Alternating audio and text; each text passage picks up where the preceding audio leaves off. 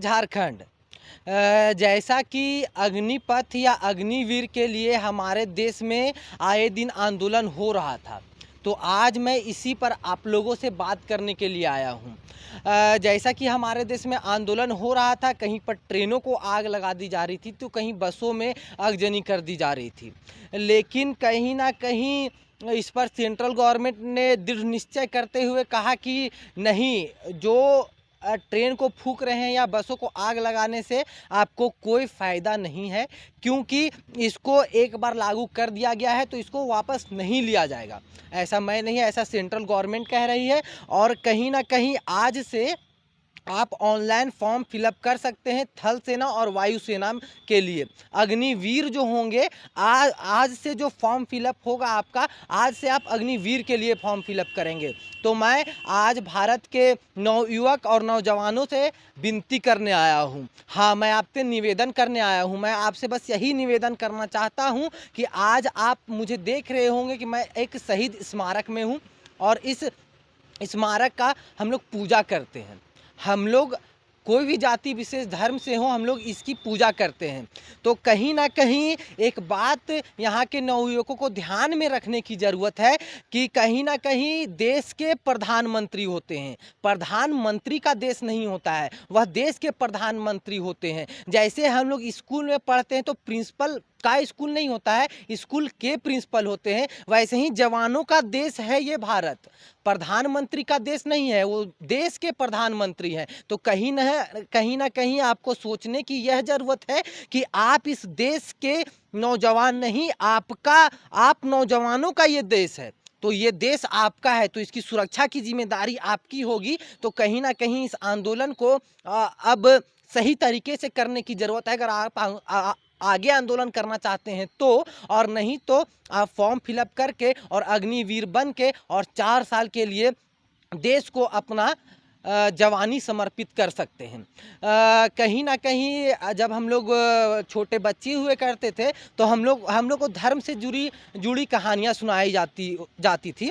तो जैसे कि आप पहले भी आप कोई भी जाति धर्म विशेष के हों, मुझे उससे कोई फ़र्क नहीं पड़ता, लेकिन हम लोग के धर्म में जो कहानियाँ सुनाई जाती थी, मैं वही आज आपको मतलब कुछ सुनाने आया हूँ, ताकि उससे सुन के आप थोड़ा मोटिवेटेड हों और हमारा जो अभी देश में जो ऐसा हाल चल रहा है वो हाल ना रहे। तो कहीं ना कहीं आज आपको ज़रूरत क्या है कि जब बात करते हैं हम देवताओं के बारे में, क्योंकि मैं उसी घर से आता हूं जहां देवी देवताओं की कहानियां सुना के मुझे मोटिवेटेड किया जाता था। तो कहीं ना कहीं इस कहानियों को सुनाने में मेरे घर वाले, मेरे परिवार का हाथ रहता था। तो मैं वही कहानी आज भारत के नवयुवकों को सुनाना चाहता हूँ। कहीं ना कहीं वो अगर आपको प्रेरित करेगी तो आप कमेंट में जय हिंद लिख के इस कहानी का स्वागत करें। और कहीं ना कहीं अगर आप प्रेरित नहीं हो पा रहे हैं तो आप कहीं ना कहीं से प्रेरणा ले सकते हैं, लेकिन देश में आगजनी नहीं करें।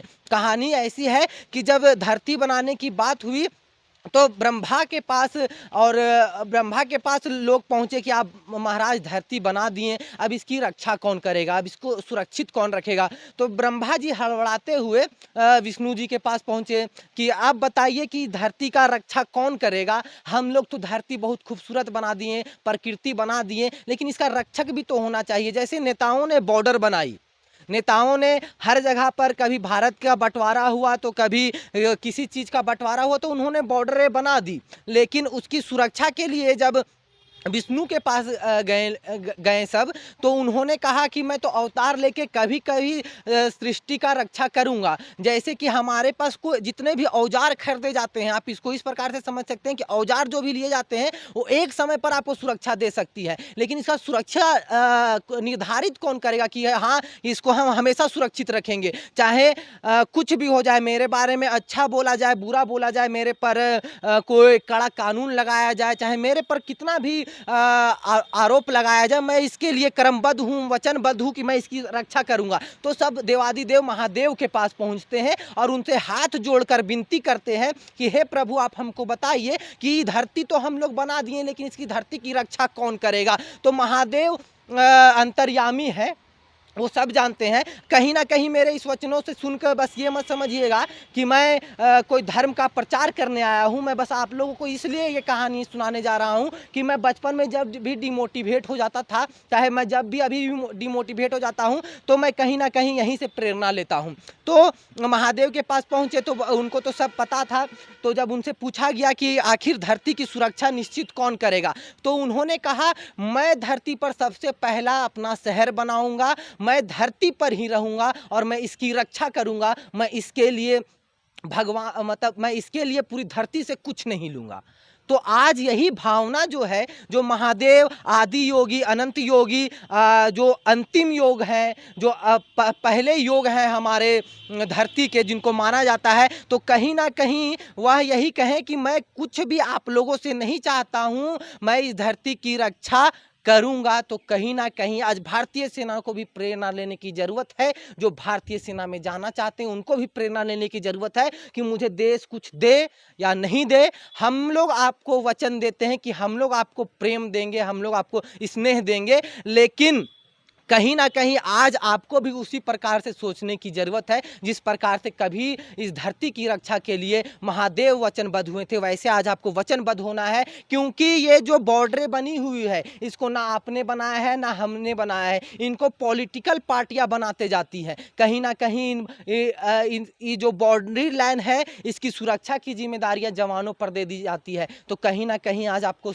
समझने की ज़रूरत है और सोचने की ज़रूरत है कि ये देश जल रहा है, इसको जलाना नहीं है। देश मर रहा है, इसको मौत के हाथ में सौंप के भाग नहीं जाना है, ये देश को बचाना है। और मुझे पूरा भरोसा है भारत के नवयुवकों पर कि वो ऐसा ही करेंगे। और जैसे भारत के लिए हमेशा यहाँ के नौजवान लड़ने के लिए तैयार थे, वैसे ही आज तैयार होके और अग्निवीर में जाएंगे और अग्निवीर बनेंगे, अग्निपथ में जाएंगे। और आज से फॉर्म फिलअप हो रहा है, तो आपको उसके लिए बहुत सारी बधाइयाँ और उसके ऊपर से मेरा बेस्ट ऑफ लक कि आप लोग जाइए, अच्छे से तैयारी कीजिए और 4 ही साल लेकिन देश का सेवा कीजिए। और कहीं ना कहीं अगर ये गलत है तो मैं उस पर भी आवाज़ उठाते रहूँगा। तो कहीं ना कहीं सही तरीके से आवाज़ भी उठाना चाहिए। और आप मेरे इस विचार के बारे में क्या राय रखते हैं, ये कमेंट करके ज़रूर बताएं। और अग्निवीर और अग्निपथ के बारे में क्या विचार रखते हैं, ये भी आप कमेंट करके ज़रूर बताएं। और यहाँ के नौजवानों को जो अग्निवीर का फॉर्म फिलअप करेंगे, उनको जय हिंद, देशवासियों को जय हिंद और भारतीय सेना को जय हिंद।